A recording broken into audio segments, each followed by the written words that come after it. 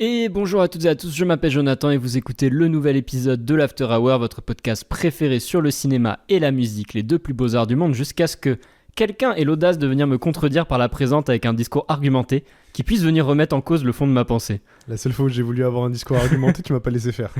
Donc en fait, non. T'as bien aimé cette parodie de Raphaël Quenard là ? Oui. Ouais. Cette semaine, on va vous parler de Father, Mother, Sister, Brother, le nouveau film de Jim Jarmusch et de Secret Love, le nouvel album du groupe de post-punk Dry Cleaning. Et pour m'accompagner dans cette tâche, je suis accompagné, à mon sens, de la meilleure personne pour venir parler du film du jour sur la famille. Fils unique, père décédé, il est vraiment le spectateur parfait. Tom, comment vas-tu ? Tu sais que je me suis fait la réflexion pendant que je regardais le film, parce que je vais pas encore donner mon avis sur le film, mais pendant le film, j'étais en mode peut-être qu'en fait, je suis peut-être pas le public. Ah mais c'est ce que je me suis dit aussi. Pendant le film, je me suis vraiment posé, tu sais, pendant une scène de silence du film, j'étais en mode attends, mais peut-être que je fais une connerie à regarder le film là. Peut-être je suis pas... J'étais en mode ça se trouve, je comprends pas le film parce que ça me parle pas, c'est pas moi, genre. Bah écoute, on verra. Peut-être ça me que régale. ça pourrait te parler au final parce que moi j'ai ma théorie. Mais avant de commencer les festivités et de parler du film, on rappelle comme d'habitude que ce podcast est évidemment gratuit et que si vous voulez nous soutenir, eh bien c'est très simple. Vous pouvez en parler autour de vous à vos amis qui sont fans de musique et de cinéma. Vous pouvez également nous mettre 5 petites étoiles sur les plateformes de podcast. Et si vous regardez sur YouTube, vous pouvez vous abonner et mettre un petit like, un petit commentaire. Enfin, voilà, tout ce genre de choses nous soutient et fait très plaisir. Et surtout, c'est gratuit. Donc pourquoi s'en priver si vous aimez notre contenu. Et enfin, nous sommes présents sur les réseaux sociaux. @l'afterhourpod sur TikTok et Instagram. En ce moment, on bombarde les Reels. Donc n'hésitez pas à venir donner de la sephore. Alors, le film de cette semaine, on en a parlé, c'est Father, Brother, Sister, Brother. Waouh, c'est sacré programme. Hein. Ouais. Le nouveau film du réalisateur Jim Jarmusch, cinéaste à qui l'on doit entre autres les classiques comme Strangers and Paradise, Done by Law et Mystery Train. Et plus récemment, il s'est illustré avec Only Lover Left Alive et Patterson. Parmi tant d'autres films, bien entendu, il a Que une j'ai grosse... tous vus. Tu n'en as vu aucun. J'en ai vu aucun. Moi, il y en a, les récents, j'ai vu. Et j'ai rattrapé quelques vieux films là pour l'occasion, histoire de me mettre dans le mood et d'être un peu dans la vibe des obsessions du mec, parce qu'il a une filmo où il y a beaucoup de thématiques qui reviennent. En vrai, et on j'ai en juste parlera. regardé Ouais. les synopsis de certains de ces films. Je pourrais pas te les dire parce que je les ai regardés Ouais. en survolant. Il y a des trucs, ça a l'air bien. Genre, en fait, oui, il a l'air d'avoir des obsessions. Oui, il a des Genre, en mode, obsessions. tu sais, tu sens que son film est écrit pour un truc et que Ouais. il veut rester dessus. Non Quoi. mais c'est intéressant ce qu'il fait, et puis on en parlera plus tard, et c'est un gars qui mélange beaucoup les genres, et en fait, moi c'est pas spécialement le cinéma qui me touche le plus, mais je trouve que c'est intéressant, et c'est à noter là dans ce Mais film. en vrai, je vais Ouais. me pencher un peu plus sur le mec là en 2026. parce Et que- d'ailleurs, pour ce film, il a été couronné du Lion d'Or à la Mostra de Venise, donc Oui, c'est une c'est vrai. première dans sa carrière. Il avait gagné plusieurs récompenses à Cannes, Caméra d'Or, prix du jury, ce genre de choses, et la première fois qu'il s'illustre dans ce festival. Au casting, on retrouve des acteurs qui ont déjà collaboré avec lui, donc si tu as regardé les synopsis et des fiches Wikipédia, tu sais que Tom Waits est un acteur qui revient beaucoup. On a Kate Blanchett aussi, Adam Driver, mais il y a des nouveaux comme Dickie Cripps ou Charlotte Rampling, pour ne pas citer tout le casting qui est d'ailleurs très très brillant. C'est un film à acteurs. Et de quoi ça parle Father, Mother, Sister, Brother ? Eh bien c'est un film qui s'articule autour de 3 moyens métrages, chacun mettant en scène des retrouvailles familiales délicates. Le premier chapitre, Father, dépeint la visite de 2 frères et sœurs à leur père qu'ils imaginent comme malades, pauvres et isolés.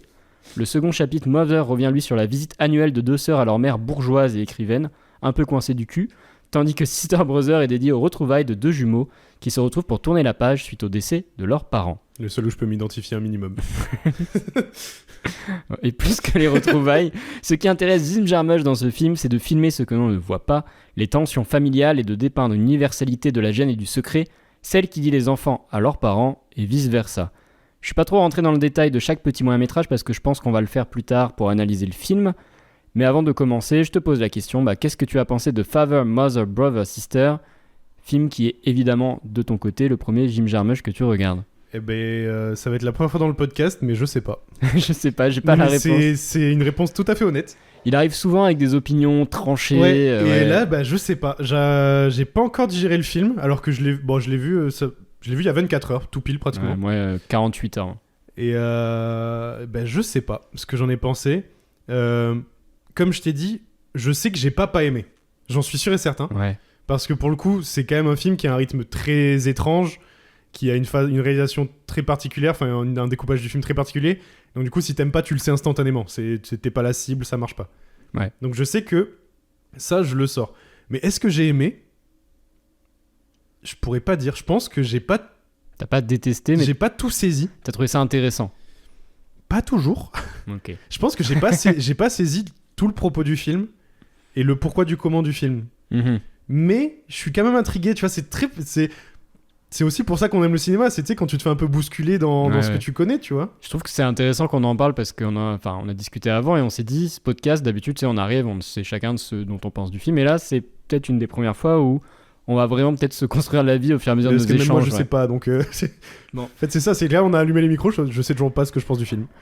Moi, je suis un peu pareil, dans le sens où j'ai passé une bonne séance. J'ai pas l'impression d'avoir vu un immense film. Parce que quand même, tu vois, Lion d'Or, machin, peut-être, je me dis, les gens ont pas dosé, mais j'ai pas l'impression d'avoir vu un mauvais film pour autant. J'ai l'impression d'avoir vu un film, pour sûr, qui est intéressant.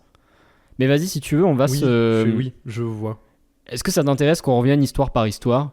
Et Ouais, pour analyser, voilà. Ouais. Donc, du coup, la première, c'est Adam Driver et l'actrice dont j'ai oublié le nom, mais qui joue dans The Big Bang Theory, qui joue Amy. Et je suis trop content de l'avoir enfin dans des longs métrages. Je vais chercher son nom. Parce que même si Big Bang Theory est assez médiocre, il y a quand même des bons acteurs dans la série. Et elle en fait partie. Ouais, Mayim Bialik. Et je trouve que c'est une super actrice et j'étais content de la voir. Elle est trop cool dans le film. En plus, elle a une bonne gueule pour jouer le personnage qu'elle joue, je trouve. En fait, ils sont frères et sœurs. On se rend compte sur le moment qu'ils... C'est pas qu'ils sont perdus de vue, mais bon, ils se voient pas tant que ça non plus. Ouais, voilà, ils se détestent pas, mais c'est pas l'amour fou entre eux. Non, et même il y a des petites tensions et des non-dits. Donc elle est en couple, elle a des enfants, et Adam Driver, il vient de divorcer de sa femme.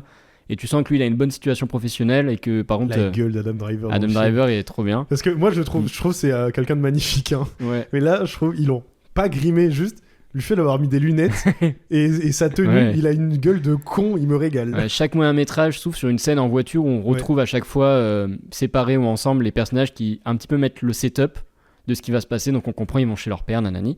Et ils arrivent chez leur père où il les attend et eux, son père en fait vient de perdre sa mère. En tout cas, on sait pas, mais il l'a perdu récemment. Et il s'inquiète pour lui, comme quoi il a plus d'argent, il est malade, nanani, nanana. Et on a donc une scène où ils vont boire le thé ensemble et on voit un peu les tensions et des espèces de secrets de non-dits. Tu sens qu'en gros, entre eux, c'est quand même pas... Il y a un truc que je trouve vachement bien de mise en scène, c'est qu'il y a une chaise, en fait, le mec, la maison, elle est face au lac, et il y a une chaise sur lequel, une rocking chair, tu vois, sur lequel il peut regarder le truc. Et en fait, ils sont ensemble tous les trois, et les seuls moments où ils ont l'air heureux, c'est quand ils sont face au paysage et qu'ils se regardent pas entre eux, genre. Et ça, je trouve que c'est... Surtout que chacun des trois personnages va au moins une fois passer sur la chaise dans les scènes... En vrai, pour le coup, en dehors du est-ce que j'ai aimé le film ou pas, je trouve qu'en termes de mise en scène... Ouais, c'est très délicat, genre. Le film est pixel, genre vraiment, il y a plein de... En fait, tu sens le souci du détail de la mise en scène où, tu sais que le mec, il était en mode, il avait son idée, il savait comment sa mise en scène devait être faite. Ça, pour le coup, le film est brillant sur ça. Moi, c'est un truc que j'ai vu après parce que j'ai regardé Cigarettes and Coffee du coup, de Jim Jarmusch. Et donc, c'est un truc à sketch aussi où t'as 11 fois des personnages qui prennent un café et qui fument des cigarettes entre eux, tu vois. Où c'est que des discussions. Et j'ai remarqué la tension qu'il avait au détail des petits gestes, des petits trucs. Ça se voit de ouf. Ouais, c'est très, très malin. En fait, le film, je dirais pas qu'il est super bien réalisé en termes de technique cinématographique. Oui, je dirais même qu'il est dégueulasse parce que comme l'a signalé un confrère PAF dans sa analyse critique, les scènes de voiture sont kata. Ah ouais, les scènes de voiture, elles sont datées. Mais hein. il se rattrape après, on en parlera dans la troisième partie où je trouve qu'il a des belles idées de mise en scène aussi, un peu plus techniques. Mais en fait, oui, c'est pas sur la mise en scène technique, c'est plus sur la direction des acteurs. La direction d'acteurs et même l'ambiance. La direction de... Enfin, tu sais ce que t'as envie de dégager par ton image, tu vois. C'est ça. Et du coup, il y a un twist, on va dire, à peu près dans chacune des histoires. Et là, le twist, c'est que on comprend qu'Adam Driver, il a donné de l'argent à son père un peu par pitié et que sa sœur lui en veut. Et il y a 3 trucs qui reviennent dans les histoires. Peut-être on en parlera à partir de la deuxième, mais des éléments qui lient un peu les histoires et qui sont... On ne sait pas si c'est du fantastique ou... Alors, surtout qu'on est d'accord, dans l'histoire numéro 1, le père fait semblant de se faire passer pour bordélique et tout. Oui, parce qu'on voit au début, la maison, elle est nickel, et en fait, on le voit foutre le bordel dans la maison avant que les enfants arrivent. Mais en fait, il veut inspirer la pitié. Moi, ma tech, en fait, c'est que le père profite des enfants parce qu'Adam Driver est riche. Et tu sais, il fait le gars, genre il va pas bien. Et à la fin, on a un espèce de twist où le père, en fait, il enlève. Déjà, il descend d'en haut. Donc, on l'a vu en espèce de jogging, comme quand on va voir une personne vieille, quoi, machin, en mode il est négligé et tout. Il descend pur dandy, en costard. Il enlève les couvertures de son canapé. On se dit, ah, le canapé, il est dégueulasse. C'est du cuir, ça brille, c'est rococo. Pareil, il a une voiture garée devant chez lui, c'est pas sa bagnole, il a une BMW de collection. Alors qu'en vrai, le pick-up, il est incroyable, mais bon, ça, c'est mon truc de bagnolo de il a merde. un peu la voiture de mes rêves, perso. Oui, on est d'accord. Et pour moi, c'est un peu tu sens pendant tout le film que... Enfin, tout la première truc, il y a une tension en mode... ce que tu vois, c'est pas ce que le mec veut te montrer. Ouais. Et là, tu comprends en fait ce qui va se passer probablement dans toutes les histoires, c'est ce qui est important, c'est pas spécialement ce que tu vois, c'est ce que tu ne vois pas. Et là, en l'occurrence, c'est ce truc de... en fait, ces deux enfants, ils voient jamais leur père, et en fait, ils connaissent pas leur père. Parce que leur père, c'est un dandy, il va faire des soirées au village, et là, il a niqué de l'argent à Adam Driver en lui disant « Ma maison va s'effondrer » alors que sa maison, elle est en parfait état. Vraiment le truc de tu veux qu'on aille voir ton mur là s'il tient bien et tout. Non mais t'inquiète, ça sert à rien. Ouais, il est en mode non t'inquiète et tout. Et l'autre, vrai, après, pour moi c'est ma partie préférée du film. Après il appelle une copine et il fait ouais je t'invite au resto, on va se bourrer la gueule machin et tout. Et je trouve ça... Là le film m'avait pas trop méga attrapé et là je me suis dit c'est quand même trop bien. Moi c'est la première partie justement qui m'a attrapé direct et les autres où c'est allé décrescendo genre. Et donc du coup deuxième partie où là on se dit bon bah vas-y là il m'a attaqué avec ça, qu'est-ce qui va se passer? Et là on a Vicky Krieps et Kate Blanchett qui sont donc deux sœurs. Attends, avant que t'enchaînes sur la deuxième partie, on peut parler des transitions. Elles sont très belles. Je les trouve magnifiques. Elles font très jeux vidéo un peu... tu sais qu'en plus narratif. Au début du film, genre tu sais il y a le truc pour Mubi, je me suis dit putain c'est le film. Oui c'est vrai, oui. J'étais en mode c'est trop bien. J'ai eu le même truc. Et c'est juste le sponsoring. J'ai eu le même truc, je me suis senti trop con. Mais bon, oui, les transitions du film, elles sont... c'est un truc très arty, c'est vraiment joli. Mais le film, il y a une... Comme on l'a dit, c'est pas un grand film de réal et tout, mais il y a une patte, le mec avait des idées, genre. Ouais, je suis vachement d'accord. Et donc du coup, transition, deuxième, et là on se dit, bon, qu'est-ce qu'il nous présente? Donc on a ces deux sœurs, qu'on pense sont diamétralement opposées. Il y en a une... en fait, on voit d'abord la mère, et on se rend compte... La mère, elle dit... Bon, mais mes filles, je les vois une fois par an, on prend le thé, c'est notre tradition, sinon on se voit pas. Elle appelle sa psy. Hein. Oui, elle appelle sa psy. Ça, c'est très drôle. La scène de la psy, c'est très drôle. Qui est jouée par Charlotte Dumpling, qui joue extrêmement bien cette espèce de bourgeoise pincée, en tout cas upper class anglaise, enfin du coup irlandaise. Ouais. Et donc ces filles, on en a une, on sent, elle est un peu plus en galère, elle a une voiture un peu dégueu qui tombe en panne, elle a un look un peu prolo, mais en tout cas... Faut parler de la gueule Kate Blanchett qui est bien grippée. On parlait d'Adam Driver, mais la gueule qu'ils ont fait à Kate Blanchett, elle est... incroyable. Vicky Krieps aussi, Vicky Krieps, elle joue une je sais pas comment dire, mais on comprend qu'elle est lesbienne et qu'elle cache sa sexualité, et qu'en plus elle a l'air d'être cette espèce de Gen Zoomer, enfin plus millénial, mais tu vois qui tend vers la Gen Z, qui se fait passer cheveux pour roses, riche, machin, surtout, voilà, qui se fait... alors qu'en fait sa vie elle est nulle à chier, en fait c'est des fils, enfin c'est deux filles de Bourges qui ont l'air d'avoir une vie sacrément merdique quoi. Et là encore. Ce qu'on comprend, c'est qu'elles sont revenues en Irlande pour vivre près de leur mère. C'est ça, mais ils la voient jamais. Ouais, mais ils la voient une fois par an. C'est ça qui est paradoxal. Et là, on se rend compte aussi que finalement, leur mère, ils se connaissent pas trop parce que il y a une gêne incroyable pendant ce dîner en fait. Elles sont longues les scènes sur ça. Mais là, je trouve que c'est très fort, c'est le côté encore non verbal où t'as la manière dont Vicky Krieps, tu vois, elle est à table, genre elle a les coudes sur la table, comment elle se tient, elle fout le bordel, et Kate Blanchett qui semble plus à sa mère. Mais on sent quand même qu'elle est pas cette bourgeoise pincée qui est sa mère. C'est dans l'attitude, mais pas dans l'esprit, entre guillemets. Ouais. Et là où le film est encore brillant, c'est qu'on comprend qu'en fait, ils savent vraiment pas qui est leur mère, parce que leur mère, en fait, c'est une écrivaine à succès, et qui écrit des livres qui ont l'air d'être des livres de cul, en fait. Un peu, ouais. Ça fait très livre érotique. C'est des livres érotiques, alors que leur mère, tu vois, c'est une bourgeoise pince sans rire. Elle est là en mode pas de portable à table, machin et tout. Et moi, ce segment-là, autant le premier, je l'ai trouvé peut-être un peu plus dur, celui-là je le trouve hilarant, genre vraiment très drôle. C'est l'inverse. Celui-là m'a fait moins rire, mais tu vois on n'a pas eu les mêmes le film me fait pas beaucoup rire. Expériences de salle, parce que moi je t'ai dit ma salle a beaucoup ri et il y a eu vraiment des rires, par exemple moi il y a un moment où vraiment tu sais j'ai ri tout seul, mais tu sais je pense j'ai rigolé d'avance et il y a toute la salle qui a rigolé après moi, mais genre j'ai eu un rire qui m'a échappé. Mais j'ai senti qu'au fur et à mesure qu'on avançait vers le deuxième sketch, les gens rigolaient beaucoup, tu vois, en mode... en fait, il y a eu zéro rire. La gêne qui monte, en mode putain, c'est quand même marrant. Oui, il y a eu zéro rire. Après, comme je t'ai dit, c'était la sortie annuelle de l'EHPAD, donc je sais pas. Ma salle était blindée de vieux. Et là, du coup, on se rend compte dans ce deuxième qu'il y a un truc qui revient, il y a 3 éléments qui reviennent. 3 trucs qui d'ailleurs dénotés dans le premier moyen. 3. Donc on a les skateurs. Ah putain, à chaque fois, on a une présente de skateurs, alors... Ce qui signifie, peut-être on reviendra après là-dessus. Moi je pense juste que Skater rule the world, mec. On a une Rolex. Oui. C'est une histoire de Rolex qui revient, mec, qui est récurrente. Une Rolex qui est quand même un objet qu'on se passe entre les générations. Et on a une phrase, c'est And your uncle is Bob. Donc moi je connaissais pas. C'est un idiome anglais qui veut dire ainsi va la vie, quoi. Ah ok. Puis voilà. Parce qu'en vrai quand j'avais pas la rêve, j'étais en mode... Oui, c'est pas traduisible en plus, on dirait vraiment un truc dans un film de Lynch en mode. Oui, mais c'est. Oui, putain, on se croirait dans Twin Peaks, tu vois, en mode. Hey, vraiment, Bob. Ça fait vraiment truc à la David Lynch en mode. Totalement. D'un coup, on te balance une phrase ou un truc qui se passe. Ouais. et il faut que tu trouves ça normal, t'as pas le choix. Oui, Et t'es en mode, ok. Et en fait, une phrase qui Ok, relie, oui. dans le cas du coup de la deuxième, ils disent And your uncle is Robert, parce que Robert, Oui. c'est la version Oui. raffinée de Bob, mais on voit qu'il y a un truc qui lie les Du coup, courts-métrages. c'est Ainsi va la vie. Ainsi va la vie, ouais. Ok. Ou c'est comme ça, enfin Ouais, voilà, ouais, tu ok. vois. Ça se traduit pas de façon. Mais du coup, ça prend sens avec quand tu Exactement, vois les ouais. scènes. Oui. Et après, on a cette troisième histoire, ce troisième moyen-métrage, où là, on va à Paris, ambiance Emily in Paris, les amis. Va falloir qu'on parle quand tu vas parler de l'appartement. Ok, si tu veux. Alors, moi, j'ai un truc positif à dire, pas spécialement sur l'appartement, mais voilà. Donc, on voit deux jumeaux, on comprend que. Bon, eux, ils s'entendent un peu mieux, mais ils sont pas forcément l'un pour l'autre dans la vie. Bah, eux, en fait, ils rabâchent souvent le truc de.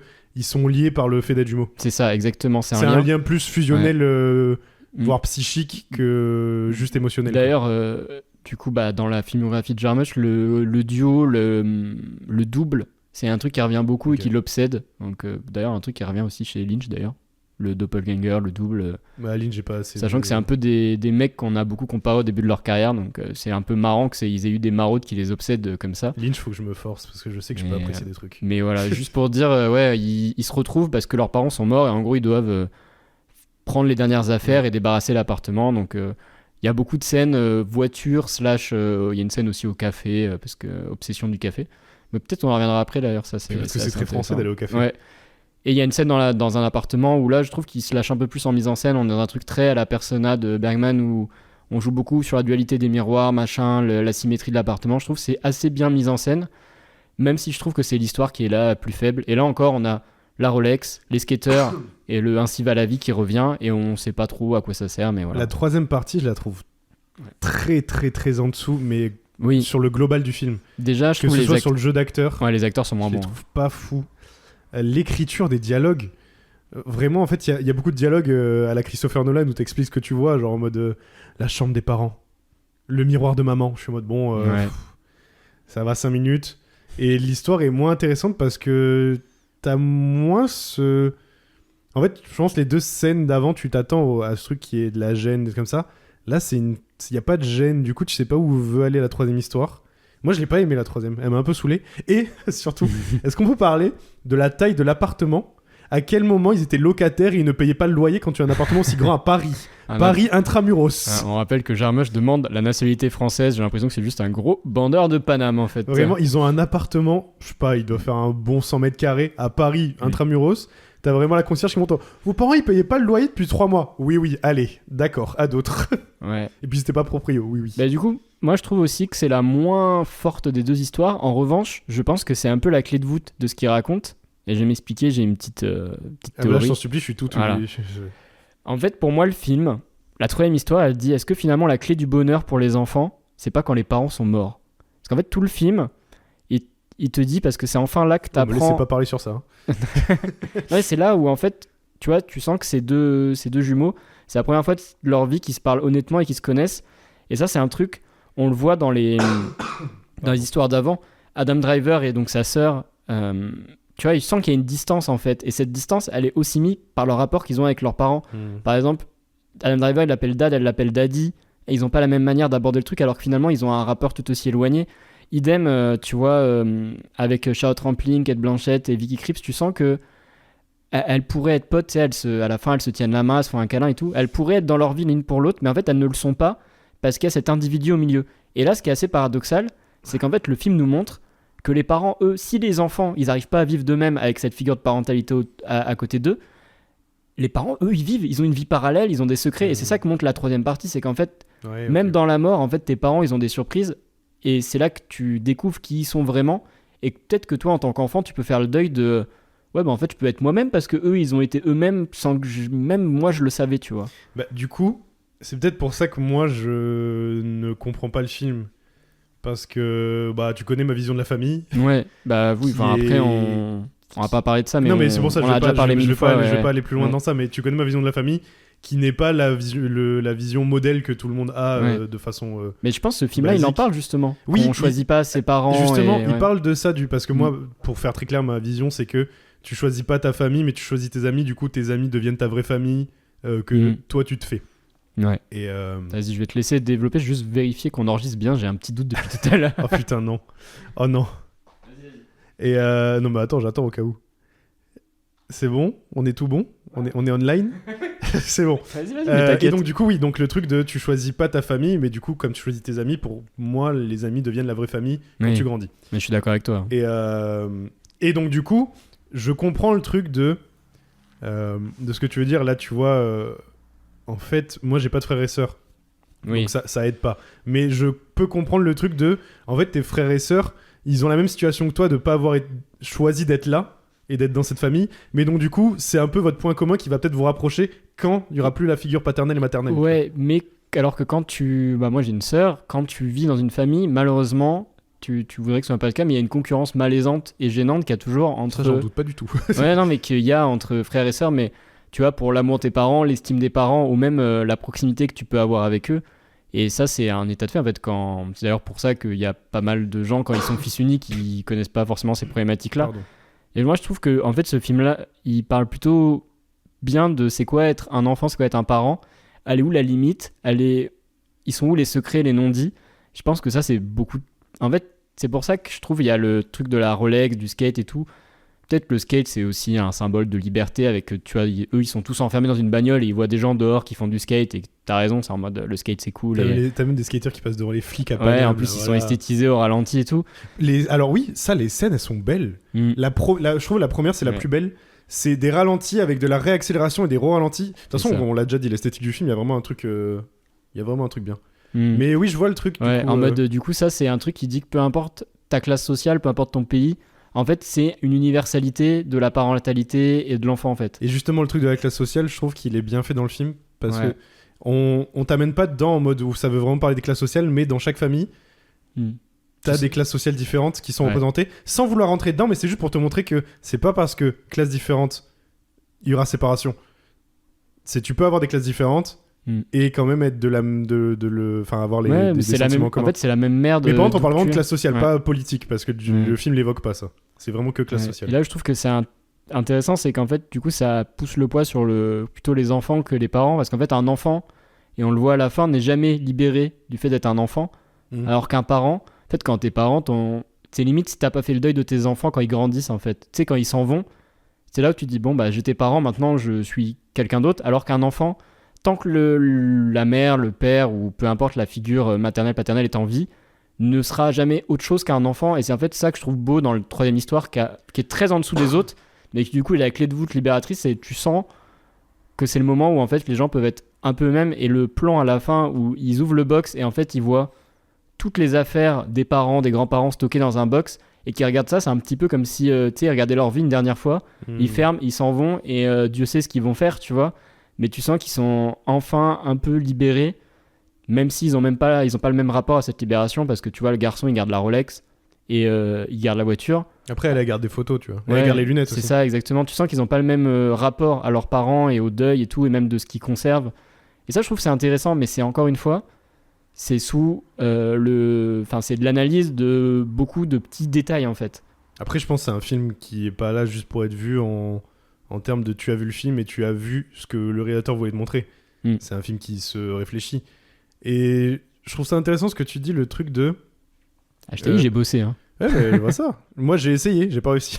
Ah, mais je peux comprendre. Et Vas-y. moi, en vrai, je vois ce que tu veux dire et je trouve ça intéressant ce que tu dis sur le truc de les parents, ils choisissent le moment où ils sont plus parents. Oui.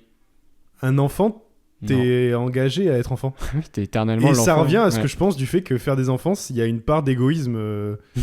Il y a une part d'égoïsme que en fait c'est Oui. là où est l'égoïsme, c'est que tu vas choisir de faire un enfant et du moment où t'as plus envie d'être parent, tu ne l'es Tu peux plus. choisir. Alors que l'enfant va avoir toujours cette Mm.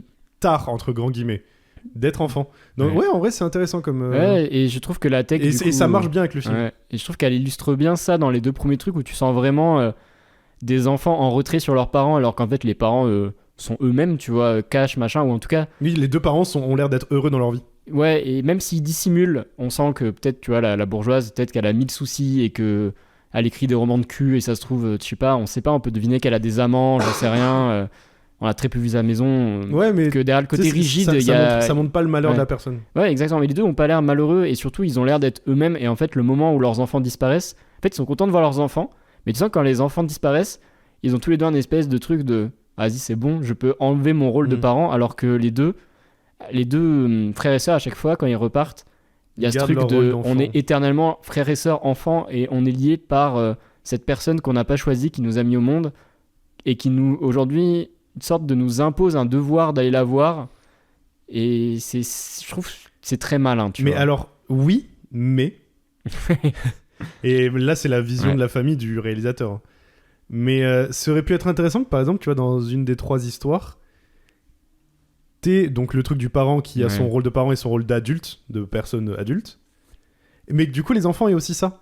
Tu sais, en mode, tu sais, tu vois les deux qui sont pas ensemble, ils ont leur rôle d'adulte, et quand les 2 frères et sœurs se revoient, ils reprennent leur rôle d'enfant, et tu sais, ils vont voir leurs parents. Parce que je pense que c'est une possibilité qui fonctionne, ça. Ouais. Bah, de toute façon, on le voit un peu aussi quand ils sont ensemble ailleurs, qu'il y a des dynamiques frères et sœurs. C'est ce que j'allais dire, la première scène de voiture. Avec Adam Driver. On voit qu'ils sont un peu ils ont un peu de complicité, tu vois, c'est pas les meilleurs potes, mais ils s'entendent bien, ils ont des jokes un peu ensemble et tout. Ils se disent des trucs durs que techniquement tu dirais pas à quelqu'un d'autre et tout. C'est ça. Mais par contre, quand ils sont avec le père, tu sens qu'il y a un froid qui s'installe entre les deux. Oui, parce que... Bon, il y a aussi les non-dits qui font que... Il y a des non-dits, genre lui, il lui a donné de l'argent, il lui a acheté à bouffer, elle est en mode je te vois jamais, tu vois pas mes enfants, enfin...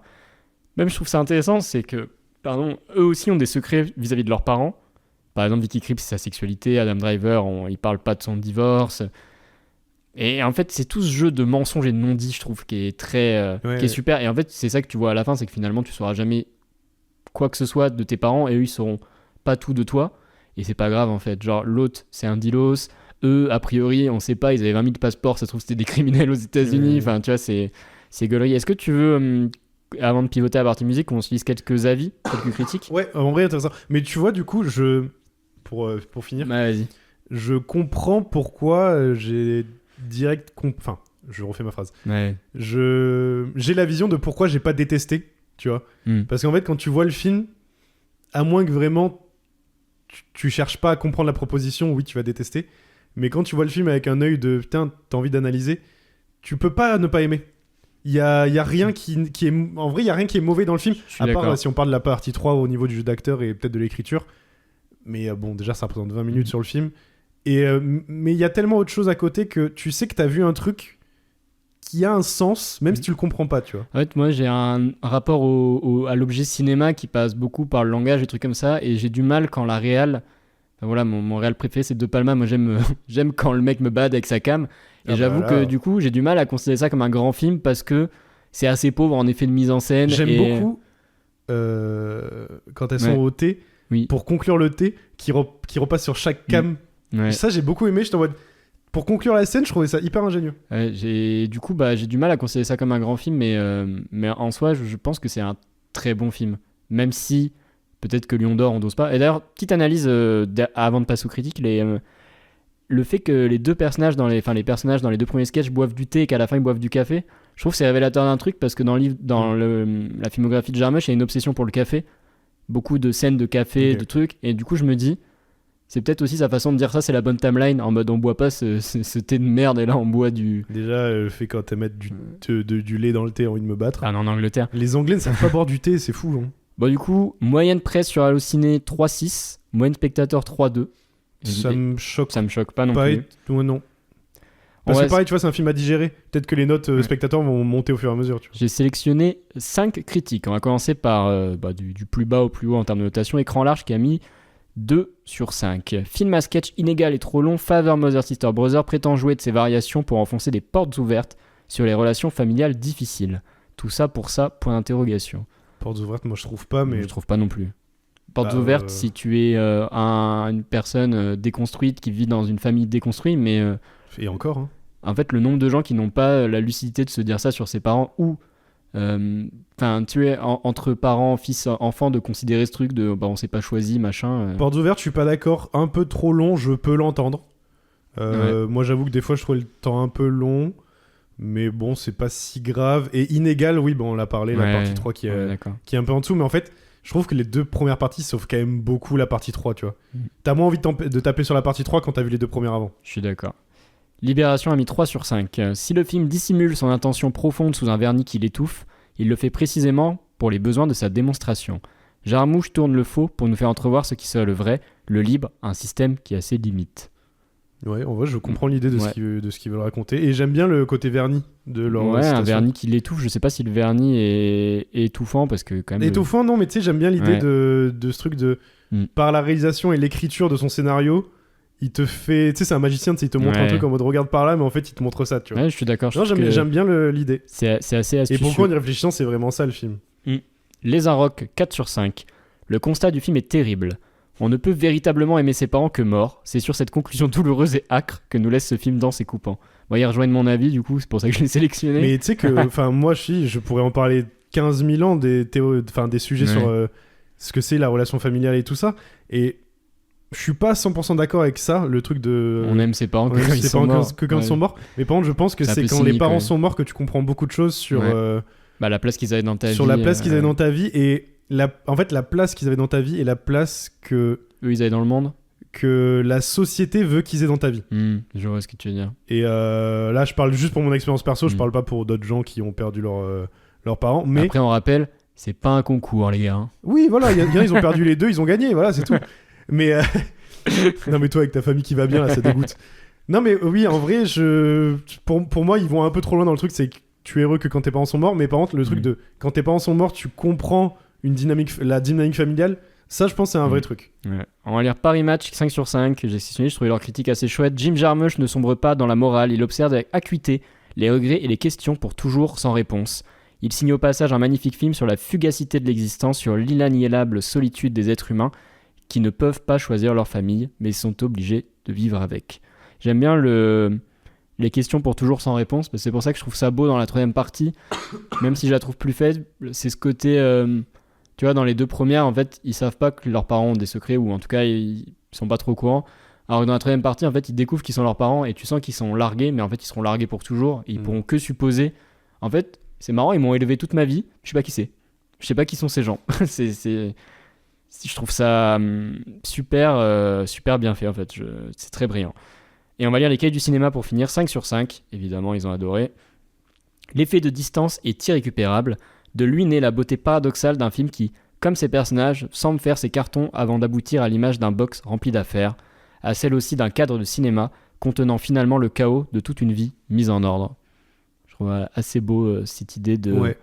Le cadre, on est d'accord que la réal est millimétrée et en même temps le film est incroyablement chaotique, genre, dans ce qu'il raconte.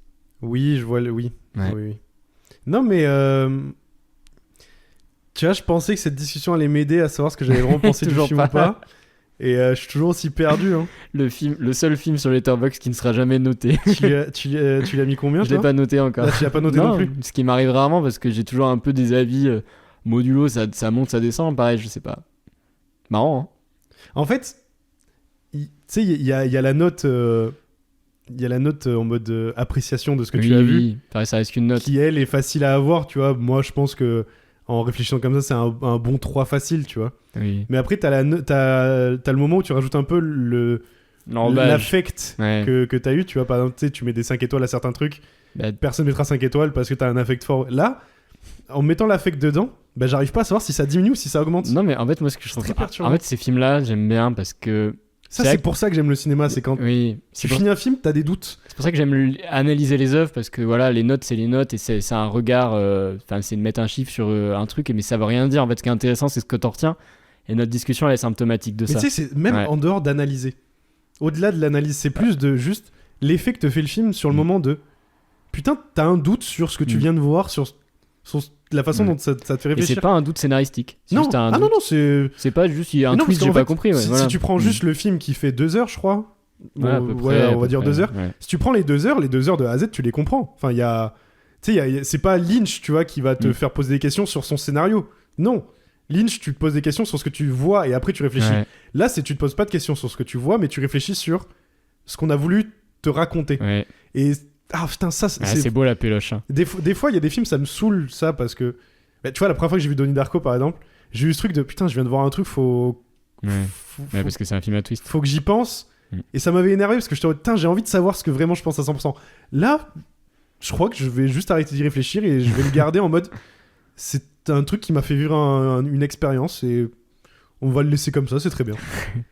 Et voilà, c'était donc notre avis sur Father, Mother, Sister, Brother de Jim Jarmusch que nous invitons bien évidemment à aller voir en vraiment, salle oui, ça va. pour vous constituer votre propre avis. Si vous y arrivez. Bon, vous devriez y arriver, je pense que le film va rester assez longtemps. On va désormais basculer sur la partie musicale où on va revenir sur le nouvel album du groupe de post-punk anglais Dry Cleaning intitulé Secret Love.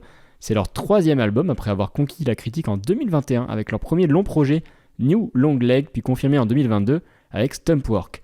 Après avoir travaillé sur les projets précédents avec le légendaire producteur John Parrish qui a bossé entre autres avec PJ Harvey, Tracy Chapman ou Hills, le groupe s'est cette fois-ci rapproché de la musicienne Kate Lebon qui a travaillé plus récemment avec le groupe Wilco que j'adore ou bien encore Kurt Weill.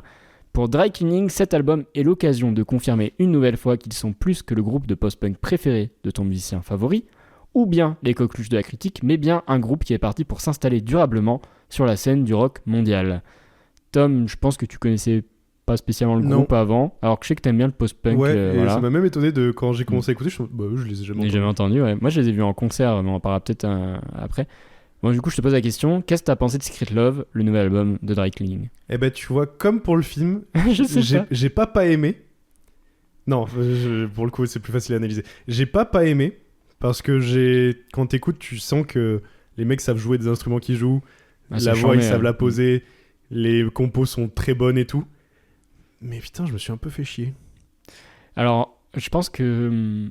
on va faire très rapide, parce qu'on a beaucoup parlé sur le film. Moi, j'ai un peu ce truc avec Dry Cleaning, je trouve ça vachement bien, mais le souci, c'est que c'est très sapiosexuel. Je m'explique.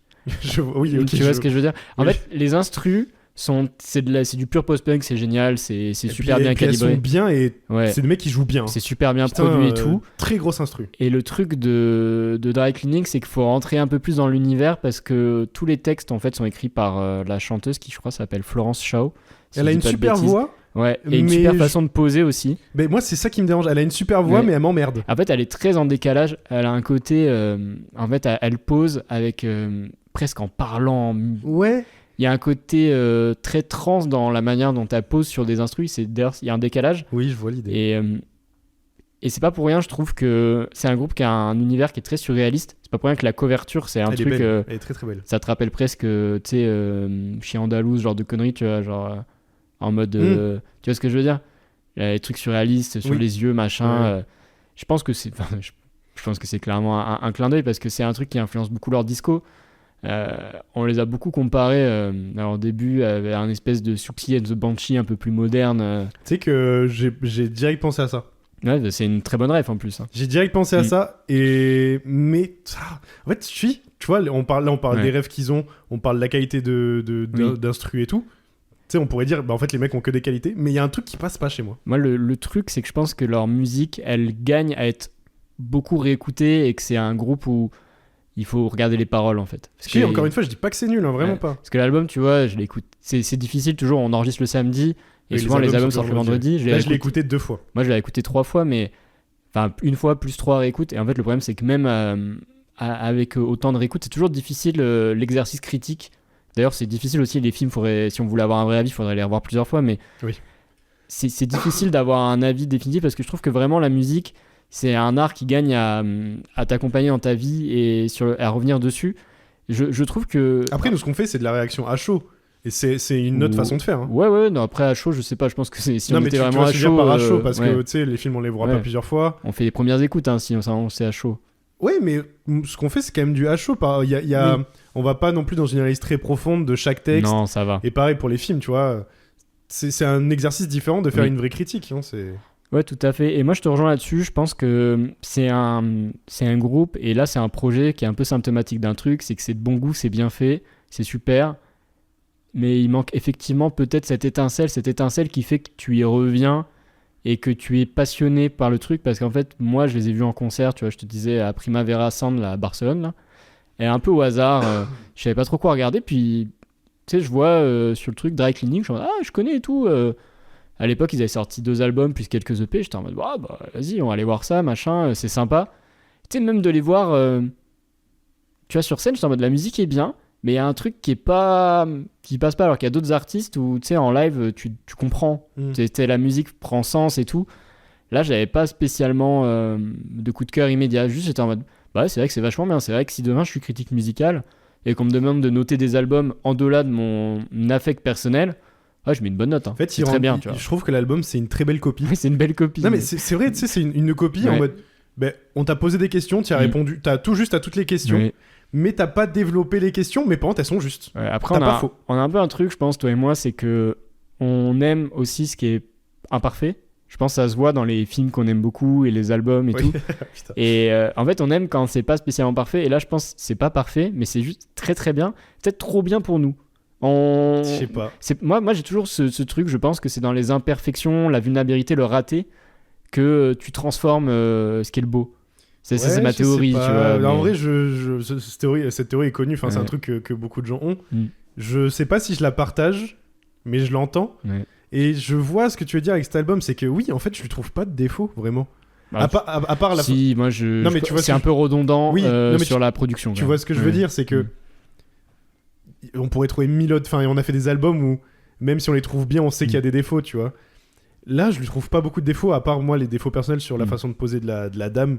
Mais en dehors de ça, elle a une voix incroyable, tu vois. Mais...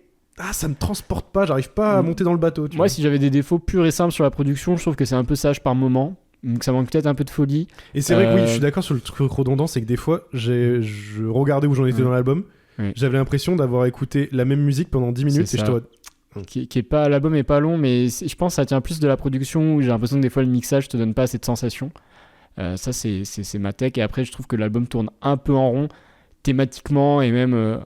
Voilà, on ne demande pas des singles, mais j'aimerais que des fois il y ait des morceaux qui t'emmènent un peu ailleurs, parce que le post-punk c'est large, on peut en faire 10 000 choses, hein, et puis il y a des super trucs de post-punk, je pense que c'est un truc qu'on aime tous les deux beaucoup. Le post-punk en plus, oui, tu l'as dit, c'est large, et puis tu vas écouter 2 albums de 2 artistes différents, ils ont fait 4 univers en 2 albums, tu vois, alors le post-punk c'est sûrement des trucs les plus larges qu'il y a dans la musique.